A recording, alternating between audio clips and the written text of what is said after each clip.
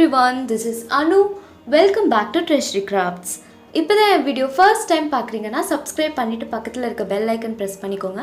அப்போ தான் நான் போடுற எல்லா வீடியோஸோட நோட்டிஃபிகேஷன்ஸ் உங்களுக்கு உடனே வரும். என்கிட்ட இந்த மாதிரி வுடன் கீ ஹோல்டர் கிஃப்டாக வந்தது இருந்தது. இந்த வுடன் பீஸை நம்ம டீகோபாஜ் டெக்னிக் வச்சுட்டு கிராஃப்ட் ஒர்க் பண்ணலாம். கீழே சாவி மாட்டுறதுக்கு இந்த மாதிரி ஹூக்ஸ் இருக்குது.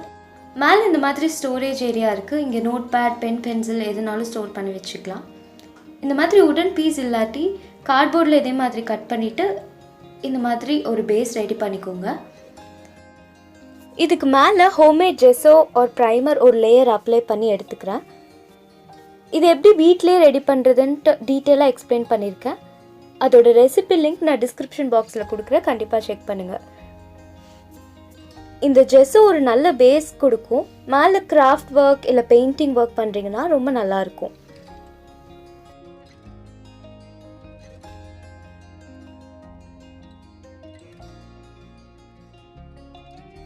இப்போ டீகோபாஜ் ஒர்க் ஸ்டார்ட் பண்ணிடலாம். அதுக்கு நான் டீகோபாஜ் பேப்பர் யூஸ் பண்ணுறேன். இது இட்ஸி பிட்ஸிலேருந்து வாங்கியிருந்தேன். பேர்ட் தீமில் இருக்கிற இந்த பார்ட் ஆஃப் பேப்பர் தான் நான் யூஸ் பண்ண போகிறேன். இதுக்கு பதிலாக நீங்கள் கலர் பிரிண்ட் அவுட்ஸ் எடுத்துகிட்டு அந்த பேப்பர் கூட யூஸ் பண்ணிக்கலாம். உங்களுக்கு எந்த தீமில் நீங்கள் இதை டெக்கரேட் பண்ணணும்னு நினைக்கிறீங்களோ அந்த மாதிரி டிசைன் செலக்ட் பண்ணிவிட்டு பிரிண்ட் அவுட் எடுத்து யூஸ் பண்ணிக்கலாம். பேப்பரை இந்த மாதிரி ஓரத்தில் கிழிச்சு யூஸ் பண்ணிங்கன்னா நல்லாயிருக்கும். நல்லா மெர்ஜ் ஆகும் அந்த பேஸோட. இதுக்கு டீகோபாஜ் க்ளூ வேணும்.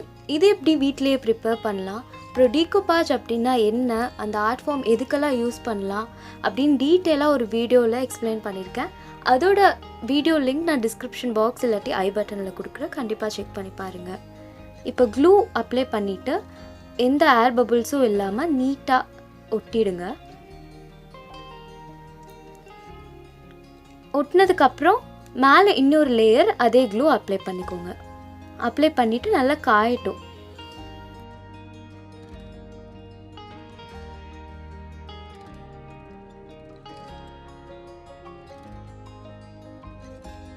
இப்போ இது நல்லா காஞ்சிருச்சு.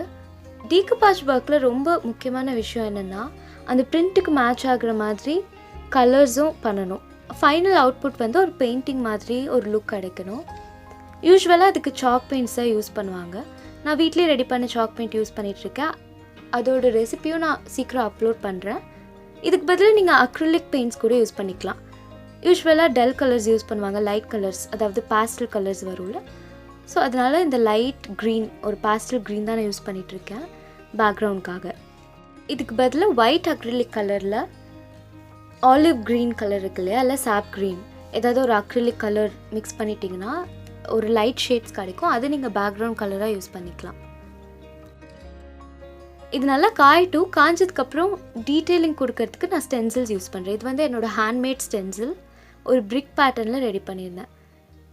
அதுக்கு டெக்ஸ்சர் பேஸ்ட் வேணும். Plaster of Paris plus glue equal அமௌண்ட்டில் மிக்ஸ் பண்ணிவிட்டு அது கூட லைட்டாக அக்ரிலிக் கலர் ஆட் பண்ணியிருக்கேன்.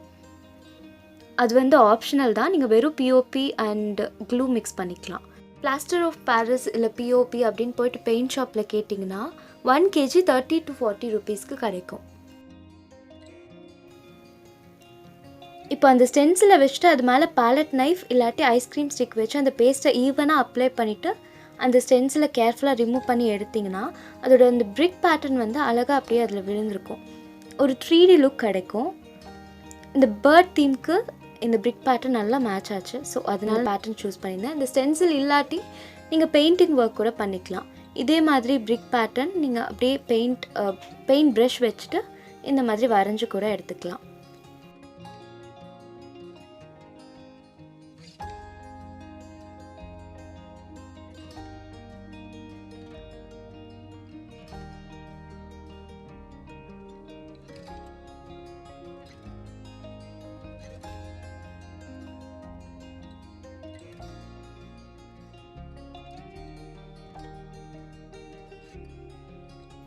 இப்போ இது நல்லா காயட்டும்.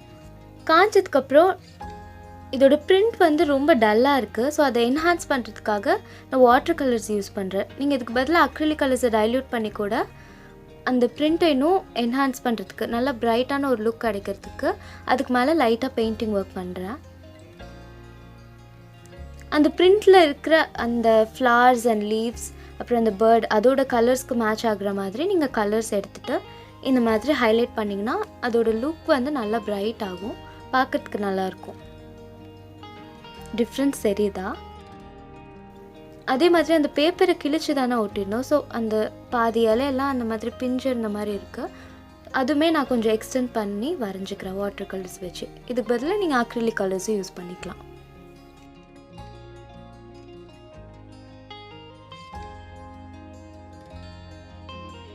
அந்த பிரிக் பேட்டர்னோட கலர் ரொம்ப டல்லாக இருந்துச்சு, அதனால நான் ஒரு டார்க் ப்ரௌன் வாட்டர் கலர் வச்சு ஹைலைட் பண்ணுறேன். இதுக்கு பதிலாக நீங்கள் அக்ரிலிக் கலர்ஸ் கூட யூஸ் பண்ணிக்கலாம்.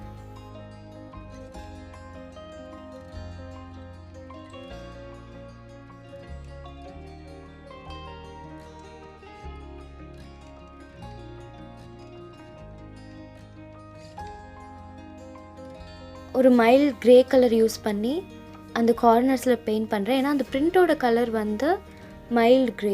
ஸோ அதுக்கு மேட்ச் ஆகுற மாதிரி கலர் பண்ணிக்கோங்க. அப்போ தான் அந்த டிஃப்ரென்ஸ் தெரியாது கிழிச்சு ஒட்டின மாதிரி.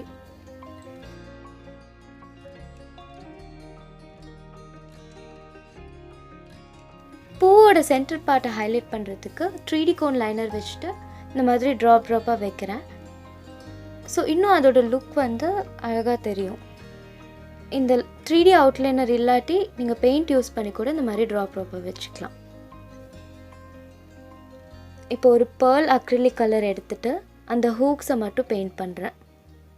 இது வந்து மெட்டாலிக் பிரான்ஸ், இந்த அக்ரிலிக் கலரோட ஷேட். அந்த பிரிக் டெக்ஸ்சரை வந்து ஹைலைட் பண்ணுறதுக்கு அதே மெட்டாலிக் பெயிண்ட்டை இந்த மாதிரி லைட்டாக அப்ளை பண்ணிங்கன்னா அழகாக தெரியும், டபுள் ஷேடில் ஹைலைட்டடாக தெரியும்.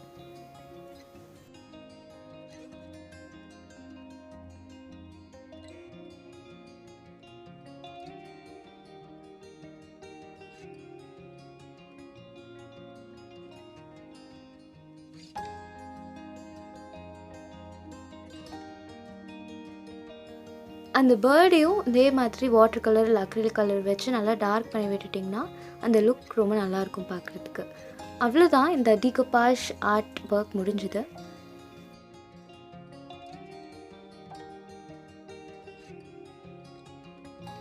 இந்த கிராஃப்ட் எப்படி இருக்குது அப்படின்னு கமெண்ட் பாக்ஸில் சொல்லுங்கள். இதே மாதிரி நீங்கள் உடன் பாக்ஸில் எந்த பொருளாக வேணும்னாலும் டீகோபாஜ் டெக்னிக் வச்சுட்டு டெக்கரேட் பண்ணிவிட்டு நீங்கள் கிஃப்ட் கூட பண்ணலாம். அதோட டெக்ஸ்சர்ஸ்லாம் பியூட்டிஃபுல்லாக ஹைலைட்டடாக தெரியுது. ஸோ கண்டிப்பாக இந்த கிராஃப்ட் ஐடியா உங்களுக்கு பிடிக்கும்னு நினைக்கிறேன். இந்த வீடியோ பிடிச்சிருந்தா லைக் பண்ணிவிட்டு உங்கள் ஃப்ரெண்ட்ஸ் ஃபேமிலி எல்லாத்தோடையும் ஷேர் பண்ணிக்கோங்க. மறக்காமல் சேனலை சப்ஸ்கிரைப் பண்ணிக்கோங்க. அடுத்து ஒரு இன்ட்ரெஸ்டிங்கான கிராஃப்ட் வீடியோவில் பார்க்கலாம். Until then, bye from Manu. Bye-bye. Take care.